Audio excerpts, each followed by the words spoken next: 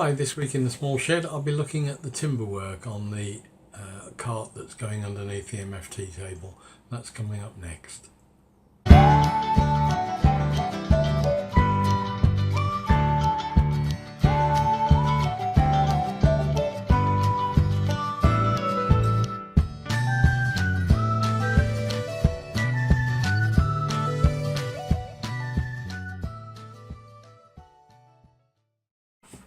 So in addition to the aluminium framing of the cart that goes underneath the MFT table, there's some timber work involved. There's a little bit of bracing provided by MDF panels that fit between the sections of sustainers, one either end and one in the middle, and there are timber battens that effectively stud that out to the thickness of the aluminium, so that I can fix draw runners to it.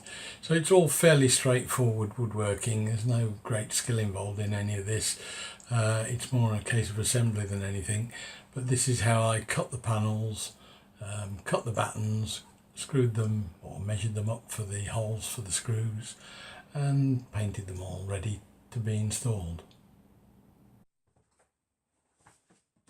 Firstly, I took some 9mm MDF, which I'm using for the actual dividers themselves, and using the MFT table and the Festool saw, cut them into appropriate sizes.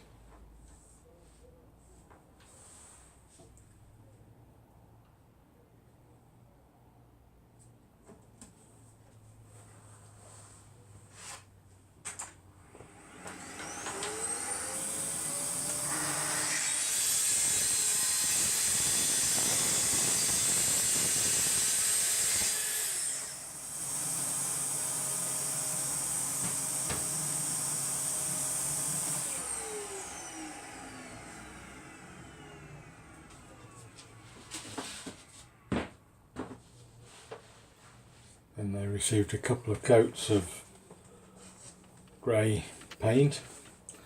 I don't know what it was that I'd bought. It was a grey paint from Wilko, but it was pretty vile stuff. I think it's the first of the water-based paints that I've really fallen out with. But I got a reasonable finish on it by putting a roller over it as well.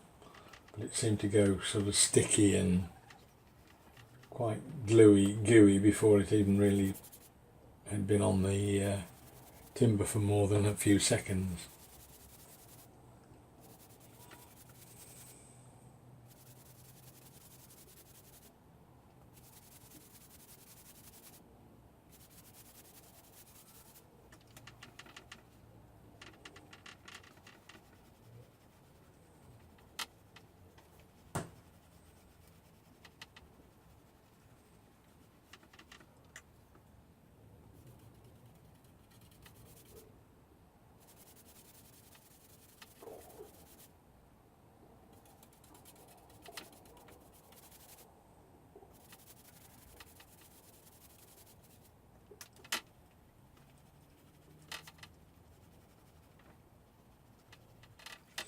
Then it was next up with the battens. These are 15mm by I think 35mm. The 15mm is the critical dimension because the metal section is 40mm. There's a 10mm slot in the middle. So there's 15mm either side of that slot, which need to be packed out in order to take the draw runners. And again, those were cut to length, painted, and marked out with speed square to get some centres for fixing.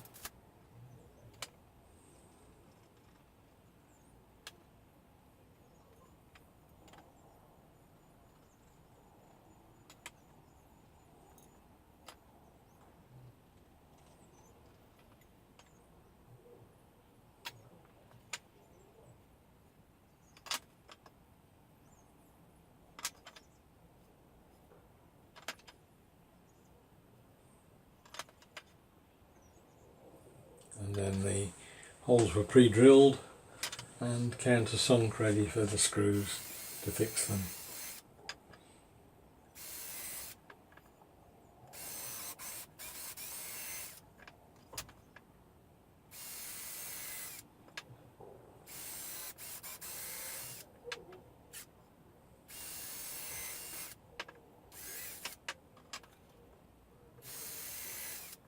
I've included for 3 sets of runners on each side of the cabinet, although in fact I think I'm probably only going to use 2 on the rear ones and use 2 of the larger sustainers instead of 4 of the smaller ones.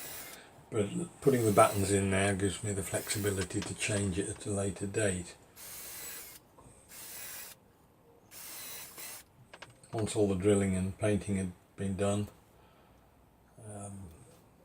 the panels were marked up and the battens pre-fitted.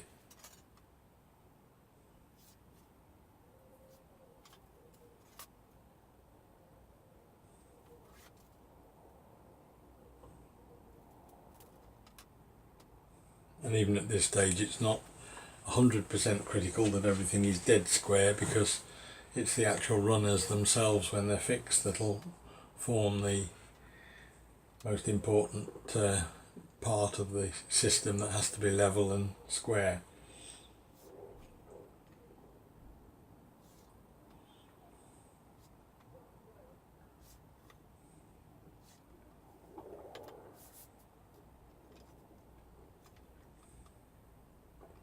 You can see now putting the aluminium framing on as to the reason for them and how they work with the runners themselves. Just a quick check to make sure it was all in the right size and the right spacing so that I could get it right before I assembled it.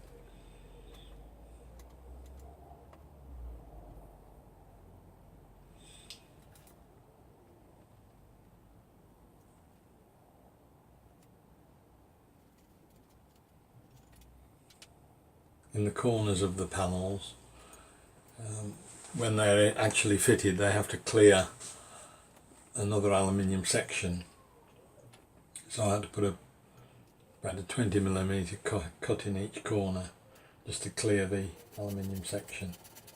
And once again the old faithful Japanese saw came out.